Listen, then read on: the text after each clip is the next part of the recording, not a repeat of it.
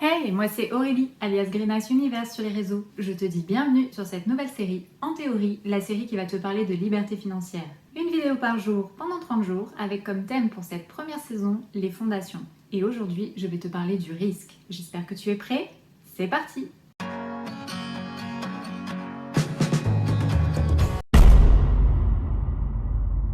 Le risque est une notion assez complexe à définir car elle est utilisée dans de nombreux domaines. Entrepreneuriat, finance, mathématiques, sécurité industrielle ou encore phénomènes naturels. Peu importe le domaine, on peut se mettre d'accord sur le fait qu'un risque est une probabilité. La probabilité que survienne un événement avec des conséquences indésirables. Dans cette vidéo, je vais plutôt aborder le risque dans le domaine de l'investissement. Non, c'est bon, tout va bien. Dis, voilà, je démissionne. Tout placement, tout investissement comporte un risque. Faire de l'argent est lié au risque. Le rendement, qui est le rapport entre le revenu obtenu et la mise de départ initiale, est le frère jumeau du risque. Seule leur mère est capable de les distinguer.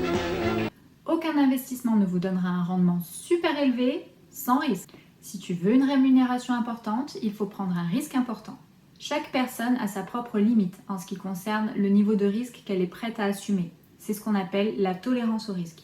Et il est essentiel, si tu veux investir, de connaître ta propre tolérance au risque. Parce que oui, la tolérance au risque est quelque chose qui est propre à chacun.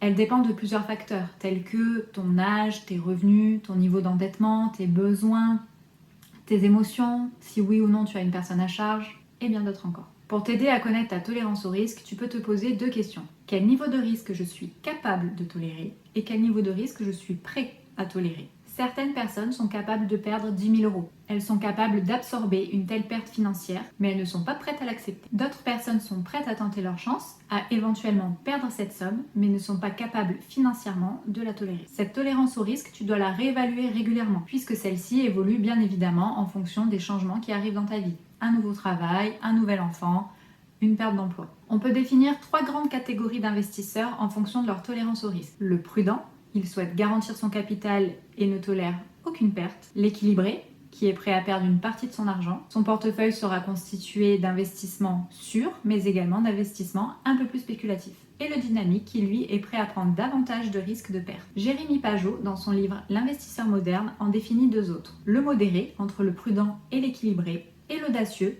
au-dessus du dynamique, qui lui est prêt à perdre 50% voire plus de son capital. Pour conclure, j'aimerais te dire qu'il est possible de limiter les risques. Cela s'appelle la gestion des risques. Il s'agit d'utiliser une méthode, des outils pour gérer les risques. Car un risque calculé, anticipé, n'est plus vraiment un risque. Pour ça, tu vas devoir identifier ce qui pourrait tourner mal et définir une solution. Mais ça, c'est en théorie. Et si tu prenais le risque de t'abonner? Mets un like aussi au point où tu en es et dis-moi en commentaire quel type d'investisseur tu es. À bientôt!